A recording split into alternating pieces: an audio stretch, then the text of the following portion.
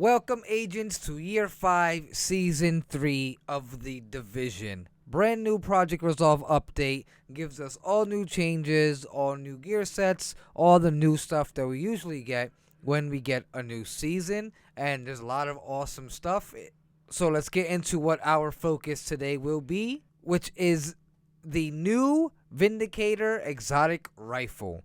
This rifle comes with our Talent Ortiz Assault interface. While scoped, the weapon will highlight a random body section of each enemy. The weapon deals 75% weapon damage to highlighted body sections. So whenever we're aiming down the sight, and as you'll see, we get a little highlight on an enemy, and if we shoot that spot, we get an increase of 75% weapon damage into that specific part of their body. The body part you do get highlighted is random, but I don't think it's much of an issue. It tends to be pretty easy to kind of find the body part you need to hit and focus on it. Now, of course, as you may know, with the new update, all exotics can have a different third attribute now. And this one in the shop, I'm not sure if it was the same for everyone, but mine came with damage to targets out of cover straight from the Descent shop, which is where this is exclusive to. So if you're trying to get this weapon, look no further than the Descent vendor, who not only has the new exotic, but has a bunch of new outfits and some new caches and a bunch of other things that we can kind of spend our Descent currency on if you've already purchased everything there is to purchase. Now, the whole point of this video will be to make a build on this particular weapon, which was quite interesting to me because I didn't know where to start. So my first thought was Fox's Prayer. Fox's Prayer gives us some rifle damage, it gives us some more damage to targets out of cover, and obviously that third attribute you can have whatever you want, and for me, I have it as crit chance. So I knew this is where I was starting, and we're definitely going to be wearing these knee pads for the build. Now, Striker didn't feel right, Heartbreaker didn't feel right, and Negotiator's Dilemma didn't feel right. None of the gear sets kind of felt right using the rifle. It is a semi-automatic rifle, so it doesn't shoot automatic, it takes time. So building stacks for stuff like Negotiator's Dilemma, Heartbreaker, Striker, I kind of felt like it took a little too long and kind of took out of the build. By the time we actually got to our full stacks, it didn't really feel worth it. So then we took our steps back, got rid of the gear set idea, and started off back again with our Fox's Prayer knee pads and revolve everything around our new weapon and those knee pads. After the knee pads, I figured Coyote's Mask might be good. I am not a fan, personally, of headshot builds for rifles. They shoot too fast, I would say, and I'm not really good at kind of aiming down a scope, focusing on headshots with weapons that shoot a little quicker.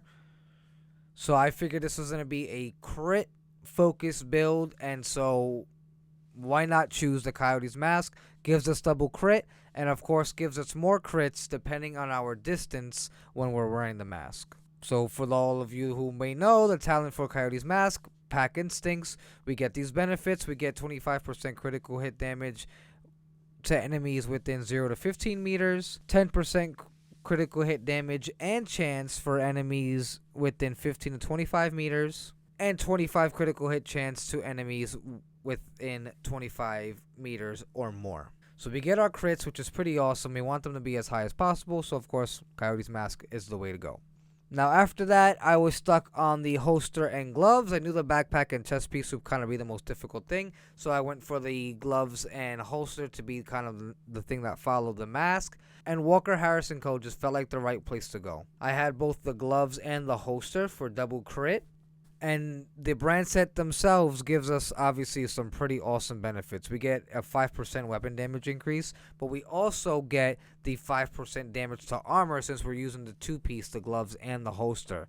So having damage to targets out of cover on the weapon, having it on the knee pads, and then we get that brand bonus, it's pretty awesome. Increases the damage a whole lot more. Now this is where things got interesting. Going through all the talents, trying out different talents, we went with Obliterate, we went with Intimidate, we went with builds that focused on bonus armor, and it just came down to Obliterate. Obliterate felt like the best talent to actually complement the build and the whole focus on crits.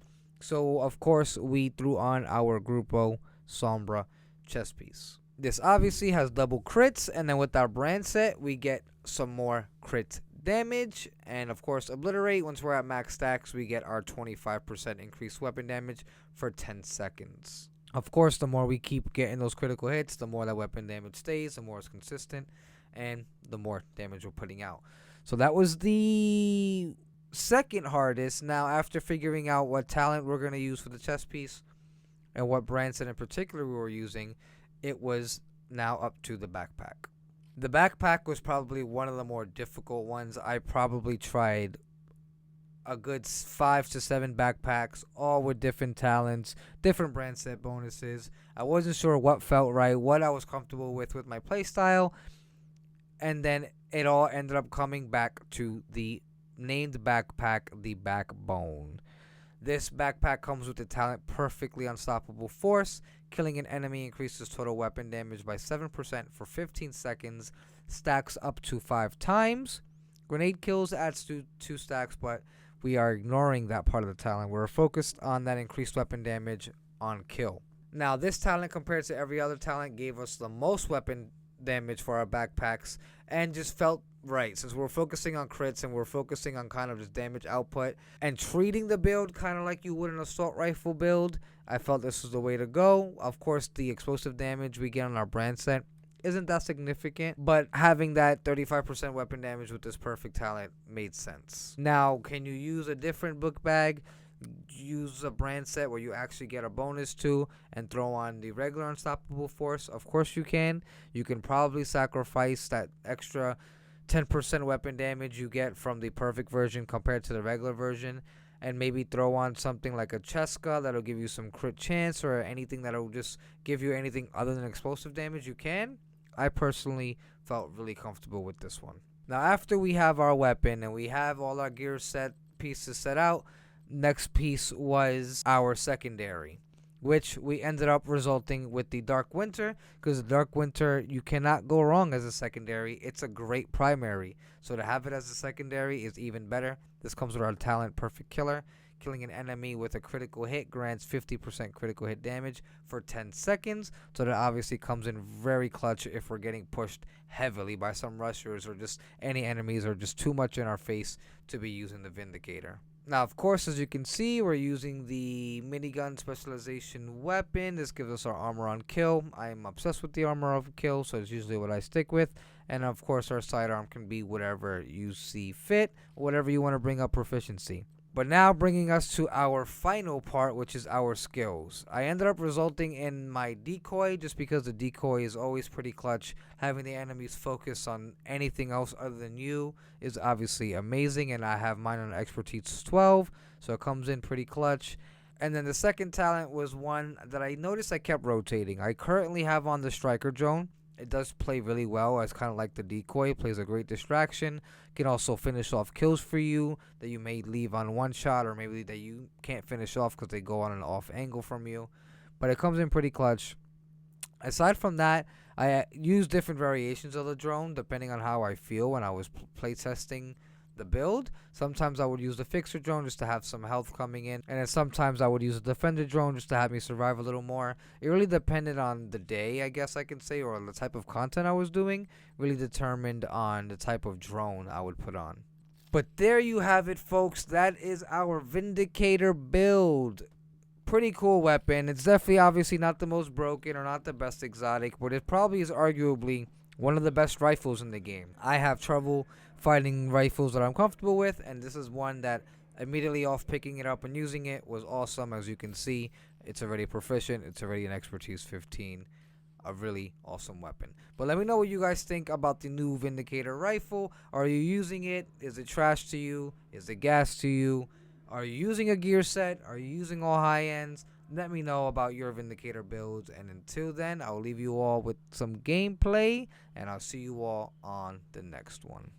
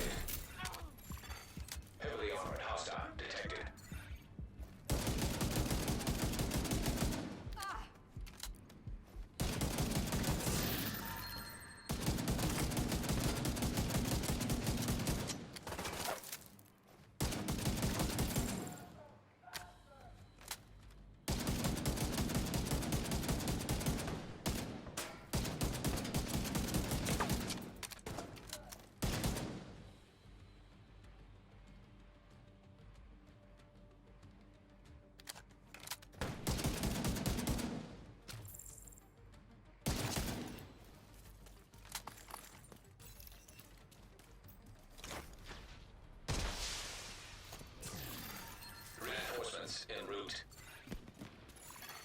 Incoming hostiles detected.